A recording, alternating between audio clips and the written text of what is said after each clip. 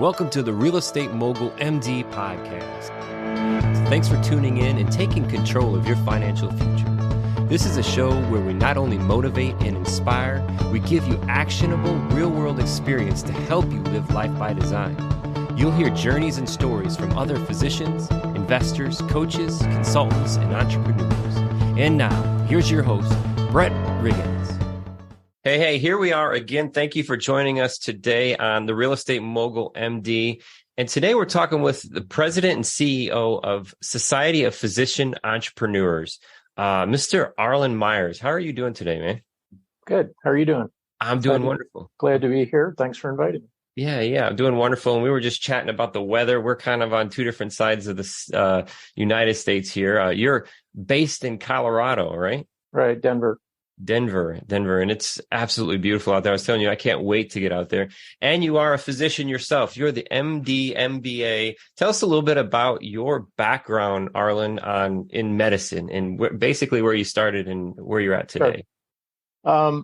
I went through a fairly traditional physician career development pathway, pre-med, medical school, residency. I'm a ear, nose, and throat facial plastic surgeon by training.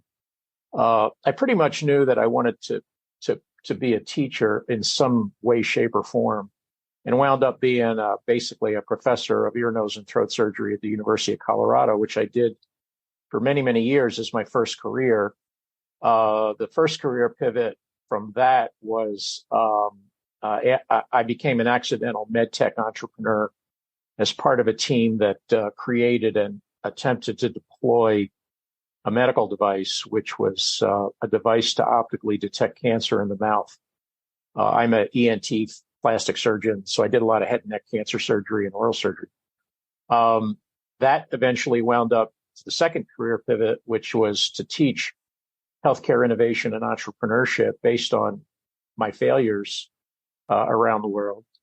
And now I'm the president, and the third one was the president and CEO of the Society of Physician Entrepreneurs, which we created as a non-for-profit global entity in 2011. Our mission is to help our members get their ideas to patients. Very and fast track that in learning, implementing the to-dos and the not to-dos along the way because of your experience, right? Right. Well, my experience led me to do this because it's pretty frustrating. There's a lack of education. Most doctors don't have the mindset, et cetera, et cetera, et cetera. So the problem we're trying to solve is most white coats think they have a good idea. Most of the time they don't. Even if they did, they wouldn't know what to do with it. So we created this international nonprofit to help them. And essentially we provide education and access to resources, networks, mentors, experience, peer support, and non-clinical career guidance. We're a subscription model. We're pretty cheap. We charge $80 a year. And essentially, we're a big dating service. I mean, if you have an issue and you don't know who to talk to about it, there's lots of folks in our network that can give you the answer. Wow. That is awesome. And $80 a year, that's dirt cheap. Yeah. And it gets, we can have a conversation about pricing your product, but the long and the short of it is, when we started this thing, and to a large extent still, most white coats couldn't spell entrepreneurship. So they really didn't know what we were talking about. So this is like trying to introduce a product in a new product category where you really have to overcome the awareness issue before you get to actually selling the product, because people didn't know what this was about. So we had to really price it so that people we actually started making it free. We had a freemium model, but that didn't work because people started screwing around with our website. They didn't value what we were creating. They were just messing around. So we said, it's a Goldilocks pricing, not too high, not too low, just enough to create some value and get them in the game. Goldilocks pricing. That's interesting perspective there.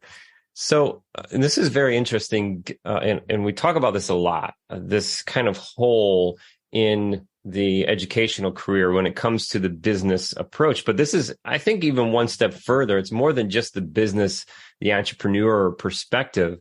It's this idea that physicians have these stack of experiences, life experiences, career experiences that lead them to opportunities of creation and creativity in this idea thing that you talk about. And that difference or that whole is not as much education, but just the thought process, the mindset of, hey, I'm unique.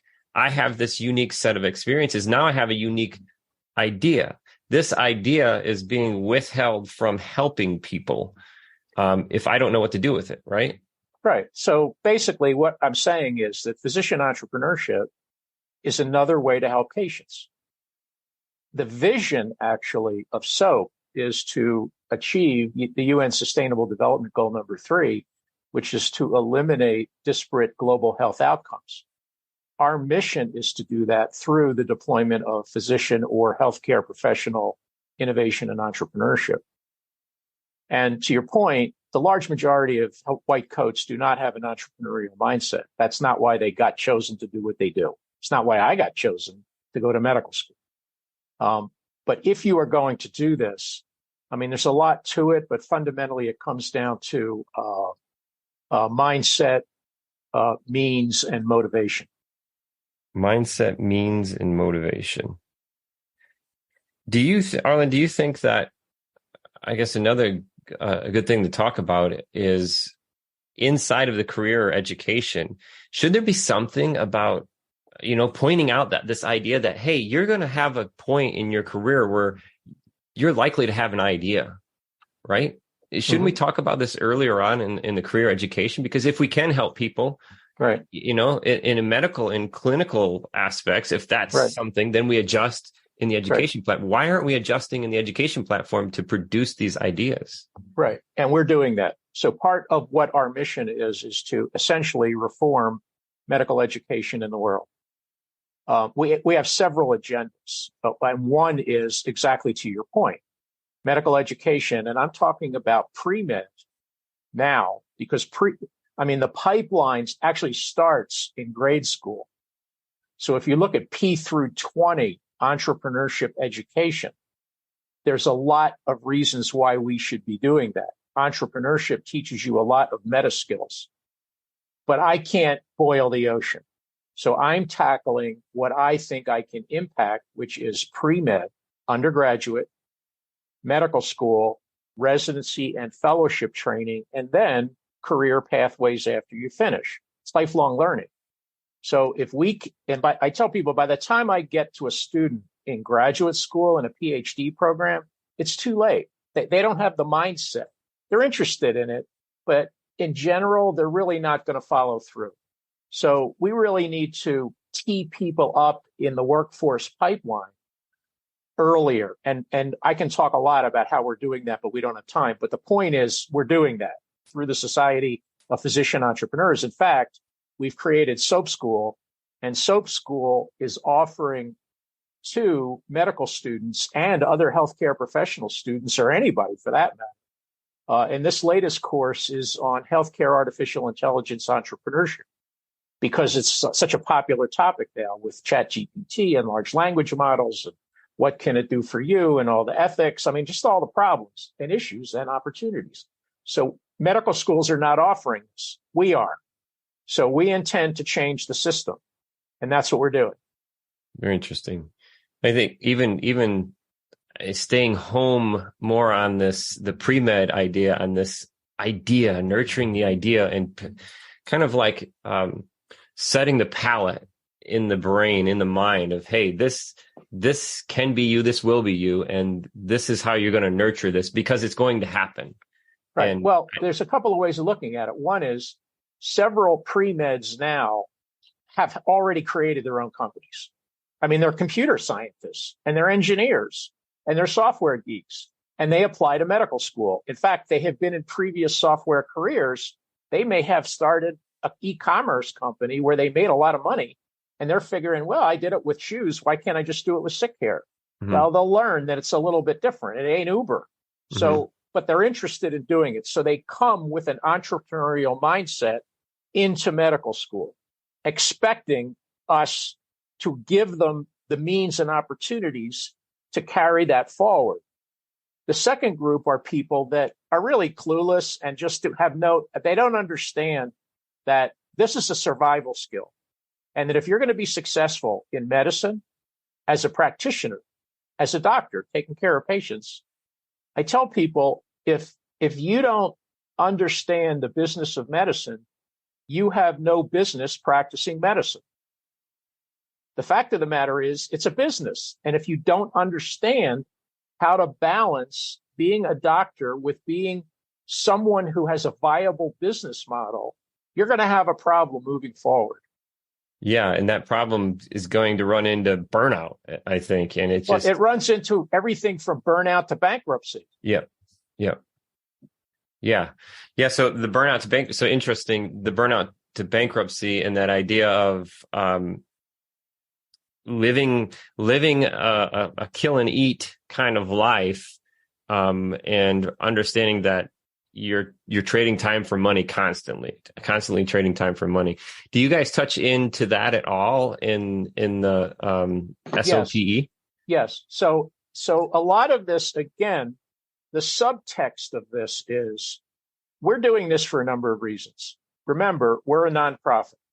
So the beneficiaries of what we are trying to do are not just patients, but practitioners, doctors, health professionals. How do we restore the joy of medicine? How do we address the issues of workforce shortages and dropouts? How do we reduce the number of suicides and all sorts of behavioral disorders in the healthcare workforce because of the system? So how do we reform medical education and tee this stuff up so that people are prepared to thrive in the fourth industrial revolution? So there are all kinds of reasons that we're doing this. You're just taking some notes. Absolutely. Some wonderful stuff here. And reforming medical education to tee up the physician entrepreneurship, or even teeing up that idea. I just keep coming back to that idea creation thing and right. How much it can help people and how many times they don't get out. The problem is sitting home. What are the main problems? Well, there's several problems. One that we're trying to overcome, and gradually we are. The main ones have to do with the fact that medical education is a culture of conformity. It is not a culture of creativity. So we're trying, and it shouldn't be. I mean, if I'm taking care of you, I don't want to wing it and let's just give this a try. But a lot of times that's actually what doctors do because there's no evidence to support what they're doing to treat you. But you try to stay within the guardrails. There are standards of care. There are guidelines. There are people telling you what you should do. There's the literature that sort of establishes patterns of clinical behavior. But the point when it comes to the system is you don't want to be, if you're too creative, and I've experienced this personally, and a lot of the people in our organization have, if you get too pushy, if you try to disrupt the system too much, if you try to make the quote system obsolete, you're going to hear about it. And that's when you know you're being successful. You can tell you're making an impact by the enemies you meet and make. We're talking about a $4.3 trillion trough. That's what the U.S. sick care spend is. There are a lot of folks that want to keep it exactly the way it is. So when you start putting your nose under the tent, you're going to hear about it. Wow. So, back to the beginning of Arlen and medicine, what was what drew you to being a physician in the first place? Well, first of all, I am not one of these people that was 4 years old, decided that I wanted to be a doctor since I was 4 years old. That didn't happen to me. And frankly, I don't think that happens to a lot of doctors, even though that's sort of the myth. Oh, I grew up, The reality is, I grew up back in East. My parents were the children of immigrants. My dad was the first and only child to go to college. He wound up being a professor at a pharmacy school, and he had a corner drugstore. I grew up in that environment. So I kind of liked the teaching gig. I grew up around students and labs and teachers and alumni and all that. I just figured, that sounds pretty cool. And an entrepreneur. And I didn't know it at the time. Yeah. But because I didn't get it, but he was running a little corner drugstore in a very ethnic neighborhood, which at the time actually served, in retrospect, as a community health center, because nobody could afford drugs. This large percentage of the people that came in, and I worked there as a kid. That was one of my first jobs when I was like 8 years old, packing capsules. And so I kind of was just looking around and hearing what was going on in 17 different languages. Most of them came from Eastern Europe. Yeah. But they came to my dad for medical advice. And of course, he wouldn't give them stuff you couldn't give them, but he, used a salve, used this over-the-counter thing. Have you tried that? That kind of thing. It was pretty interesting. So I actually learned a lot about taking money in a cash register, like that kind of stuff.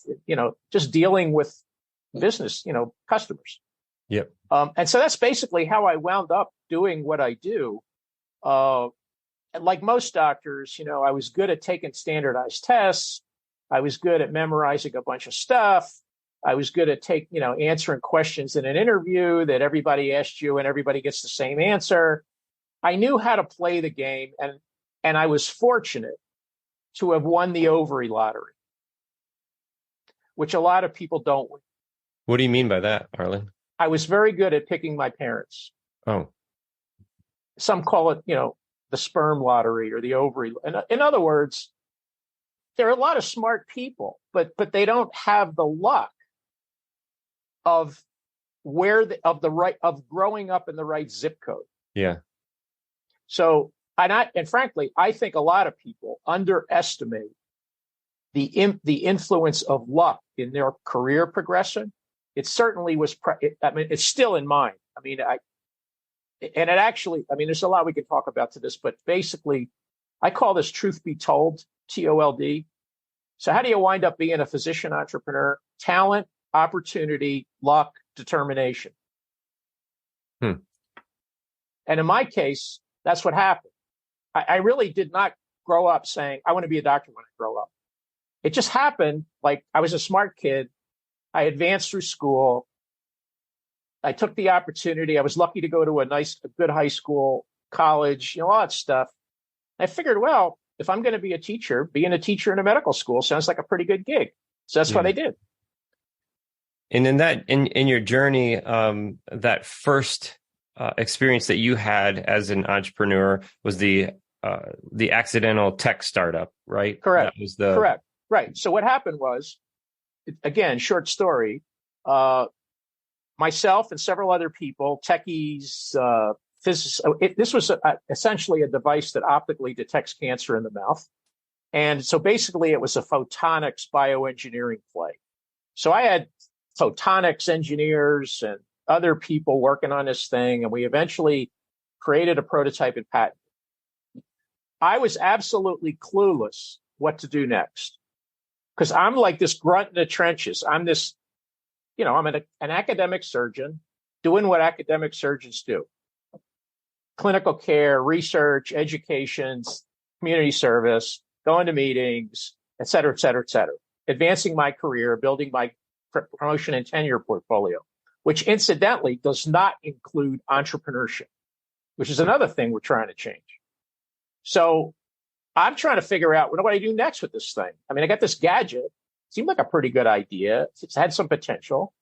We patented it, but now I don't know what to do. I don't know how to commercialize this thing. There was tech transfer. They were semi-helpful.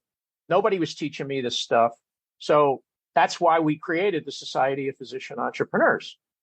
And I tell people, don't mistake my anger and revenge for passion. I'm just angry that wasn't available when I did it.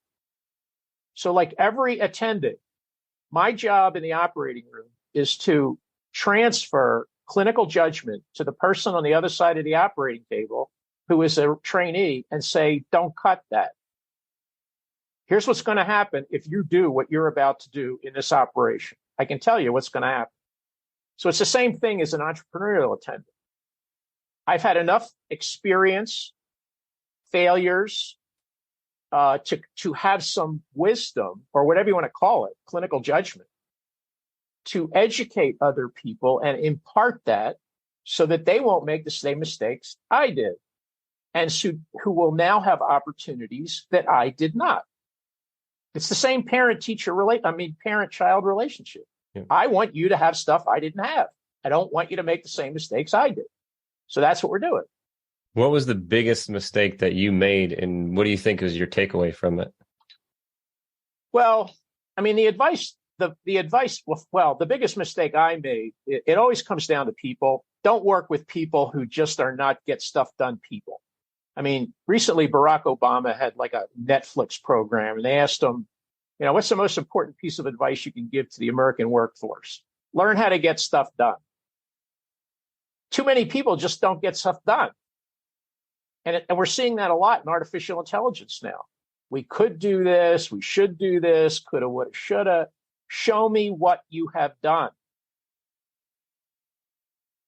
And if you can't work with or find people, and it's very common in an academic environment because they got a million other things they have to do that are more of a priority than technology commercialization. So there's no sense of urgency. They just don't get stuff done. Mm-hmm. That's the biggest mistake I made and still make. It's hard to know whether a person you are working with will get stuff done.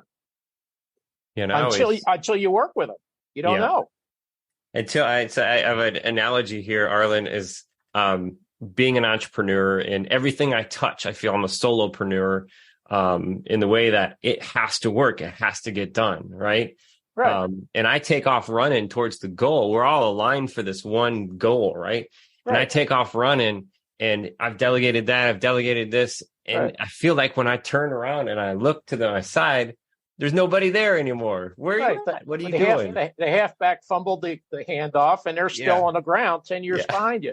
So the problem, and that points to a problem, and that is that, there's a saying, if you get too far out ahead of the troops, it's hard to tell the difference between you and the enemy. So you have to get out front, but you can't get too far out front. Otherwise, you're just doing it yourself, and you burn out. And now you got to do everything yourself. It just doesn't work because you have to have a team. So the leadership part, the leading change, the sense of urgency, all the stuff, that really comes into a skill. And oh, by the way, that's not taught in medical school either. Yep. If you want to go fast, go alone. If you want to go far, go together. And that challenge happens. And I know that you know this, Arlen, is as soon as you get into business development and leading, it's not about that tech product anymore. It's not about this great idea you have or the systems or process. It's the people that you have with you, and being able to surround yourself on that mission and that vision with like-minded people where you share those core values and you create that culture, Arlen. Then, that's a whole thing that you and I have experienced, but you don't see that in pre-med. You don't see that in med school, right? I haven't been there. I'm not a physician. I don't know. Well, another way to put it is it's really just about the why. So, and, we've heard a lot about Simon Sinek. All this is, it's about the why, start with the why, blah, blah, blah. But, when it comes, so when you're going to engage a team or you're going to try to get people juiced, it's about the story. So you have to know how to tell the story so that they will buy into it and engage. And in the case of soap, I tell people, we're creating a religion. We're not creating a church. Mm-hmm. You have to be a believer. And oh, by the way, when we pass the plate in the church, we ask you to put a couple bucks in. But this is about the story. What are we trying to accomplish? And why should you be part of it? It's interesting. And I've heard Ed Milet talk. Do you know who Ed Milet is? No. Motivational speaker, self-development coach, that kind of thing. A very interesting gentleman.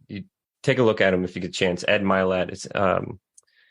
He was speaking of building a business around this idea of, just like what you said, it's a religion. And you've got to find, it's like you're building a congregation when you're building this, because you've got that mission and you've got the vision, your core values align, and that's what creates that culture. And what you have, you said that, don't mistake my anger and revenge for passion.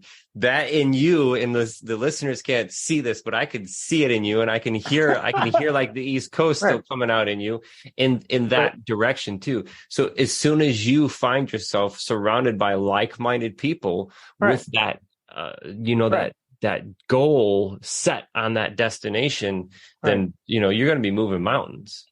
Right. And that's the challenge. So my challenge is to tell the story. And, there's lots of literature about storytelling and story branding and CEOs being storytellers and all that other stuff. My job is to constantly focus on the value proposition and the why. And fortunately, again, a lot of this has been luck. We've been at this now since 2011. We've grown fairly significantly, and I think another take home and moral of the story is you can actually make a difference. I mean, you can change the system, but it's a hard slog, and you have to be prepared. It takes courage. You have to have a pretty thick skin. You have to be very determined and just focused. And you have to be able to surround yourself with people and strategic partners that can help you do it. So that's my take home. And unfortunately, that stuff is learned. It's not taught. And you just learn from School of Hard Knocks. Yeah. I think it aligns across the platforms too, not only in medicine, but in engineering, in so many different platforms. You don't have this pocket or this background of being an entrepreneur because we're so focused on the passion, the path, right?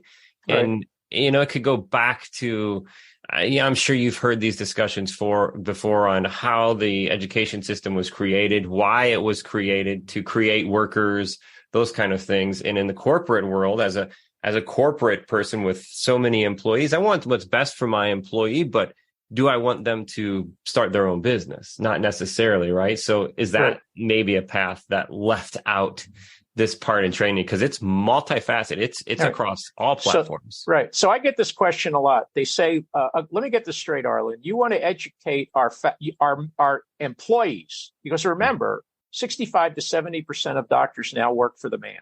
Mm-hmm. They are employed physicians. And I'm not just talking about doctors. There's any healthcare profession. They are employees of large integrated delivery consolidated healthcare systems. And so when I tell them, maybe you should be teaching this stuff to your folks, they say just what you said. Wait a minute, let me get this straight. You're going to teach our people how to leave and start a company? No, that's not that is not the sole purpose of entrepreneurship. What I'm talking about in this case is intrapreneurship. Do you want the people who are working for you to have an entrepreneurial mindset, or do you want them to just be lemmings and follow and just do whatever you tell them to do? Yeah, that's a great point. Do you want them to add value to your company, or do you just want them to just rack up points? And in this case, it's RVUs and fee-for-service revenue. Is that all you want them to do? And if that's the case, you're going to go out of business. Yep. And now you're not only pushing up against the 4.3 trillion you mentioned before, but the years and years and years that this has been happening, along with there are byproducts and buy services and all these other offshoots around that 4.3 trillion too, that you're fighting against to get this path. Right. And intrapreneurs, it's harder actually to be an intrapreneur than an outside entrepreneur, in the sense of like a tech entrepreneur and create a product and sell it outside. And there's two, because you are fighting a two-front war. One, you are fighting the corporate immune system that will squash you like a grape anytime you want to change something. Mm-hmm. Two, you also have to deal with the whole innovation pipeline in terms of finding product market fit, creating the product, all the stuff that goes into creating a successful product. So it's really hard. And you're not prepared to do it because we don't teach you how to do it in medical school. Mm-hmm. And that's not why you got into medical school. We're trying to change that mentality. And when you say entrepreneur, intrapreneur, in my mind, I have my perspective built of that. I just want to make sure the listeners understand, because some people may not have heard that term before. When you say intrapreneur, can you help? So an intrapreneur is an employee who is trying to act like an entrepreneur within their company. It's that simple. And the misconception is that entrepreneurship is just about creating a company that is worth $1 trillion. It is not. That's one way to do it. But the point of entrepreneurship is to create user-defined value through the deployment of innovation using a viable business model. And in the context of sick care, to accomplish the sextuple aim, which has to do with quality, cost, equitable access, patient-doctor experience, and stakeholder value. Because a lot of these companies are for-profit. Mm-hmm. They have stakeholders, and they want a return on their investment. Right. So, and I just I posted something, and I got a comment, and the person that commented says, basically, what the hell do you know? You never created a company that's worth a lot of money. What right do you have to lead the Society of Physician Entrepreneurs? My response was exactly what I just said. If you think entrepreneurship is just about creating a company that is worth a lot of money so that the stockholders can get rich, I have a different view of it. Mm-hmm. And this entrepreneur perspective too, for me, Arlen, it comes down to, you don't have to be a C-suite person to be an entrepreneur. An entrepreneur can be all the way down to somebody who is cleaning, somebody who is taking pictures. Because just think of your group of people. If your team understands the why of each task, and right. For me, being an entrepreneur is understanding the why. Why am I taking these pictures? How right. could this picture produce better of the right. results we're looking for, and understanding right. those? You're understanding the full right. realm of the business, right? Right. Well, it's that old story of, back when they were creating the Duomo in Florence. You probably heard this story. This guy walks by, he's a bricklayer. Guy asks him, "What are you doing?" And instead of saying, "I'm laying bricks," the guy says, "I'm creating a religion." Mm-hmm. So you have to be part of the bigger picture. Yes. And to your point, you just have to be really kind of motivated and understand. Now, there's also the saying that innovation is everyone's business. But I would add to that, but it won't succeed unless it's the CEO's business. Yeah. You can't do this alone. It has to be a bottom-up, top-down thing. The CEO has to be part of the solution and not the problem. Mm-hmm. And I've run into that repeatedly. There is no point in getting people juiced if you're not going to give them what they need to succeed and make it a priority. It's cruel and unusual punishment. And that idea of creating a company that's worth tons and tons of money, Arlen, there's a lot of companies that don't even get to the C-suite level of funding that seat or needing that seat. A lot of entrepreneurs are smaller, right? Well, they're solopreneurs, yeah. Like you, yeah, and like me right now. I mean, I don't take care of it. Mm-hmm. I have a portfolio of stuff, but essentially, I'm a solopreneur mm-hmm. and an edupreneur and a social entrepreneur. Yeah. I mean, you can wear a lot of different hats to accomplish the same goal: create user-defined value through the deployment of innovation using a viable business model. There's lots of ways to skin this cat. So this SOAP, when you mentioned SOAP, it's SOPE. And right. what's the best way for the listeners to find out more information about SOAP? They go to the website, which is www.sopenet.org. And as I said, it costs $80 a year. And we have a lot of stuff we give you, and you get all kinds of meetings and webinars and online education, face-to-face communities, that kind of thing. Or you can just get it to me on LinkedIn and email me. I'm all over the internet, so it's kind of hard to ignore me. Okay. And your LinkedIn is just A Meyers. That's your Arlen. Yeah, Arlen. Yep.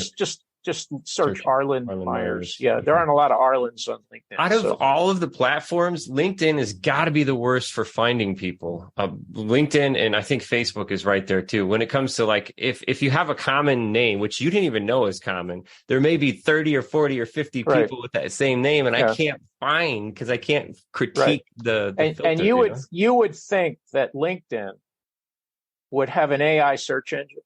Yeah. I mean, I don't get it. I don't understand. I mean, maybe they're a done platform. Maybe they're just complacent in what they're doing. Maybe they're making enough money that who cares? Yeah. You ask me, I think they're going to be displaced by a smarter social linking. Now, we can have this conversation too, but I just think they're behind the ball. Yeah. Yeah. But it is, it has age, it has foundation. And for the business, I guess for the business approach or perspective, it is a very interesting platform. So for me on there, I can find people generally searching to market to or to advertise to that way. So, but they can find you on there, Arlen Meyers. We've got the website. It's www.sopenet.org. Correct.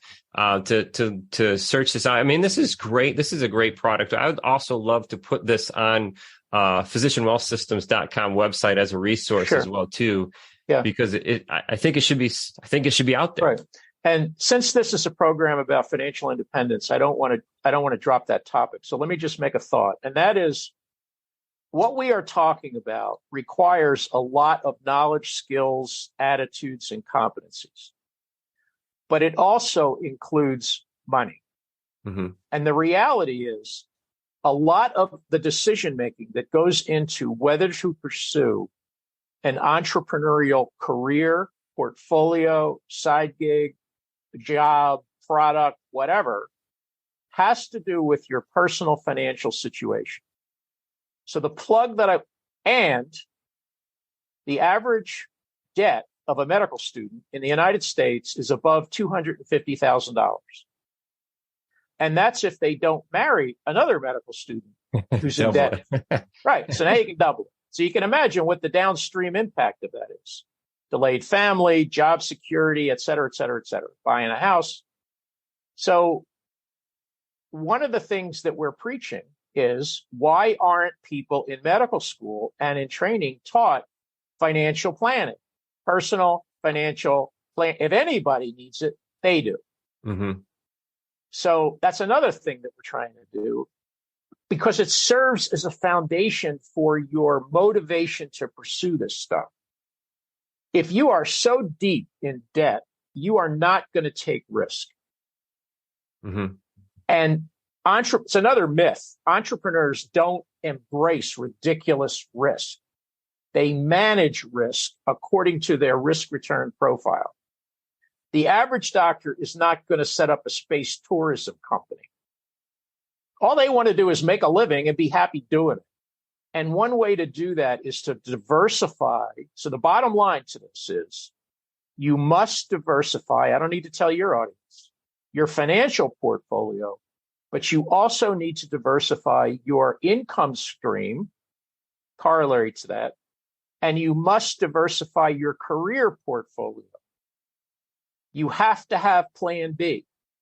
Mm-hmm. Because if you are an employee of a sick care company, translation, hospital system, one of these days, your white coat is going to get the pink slip.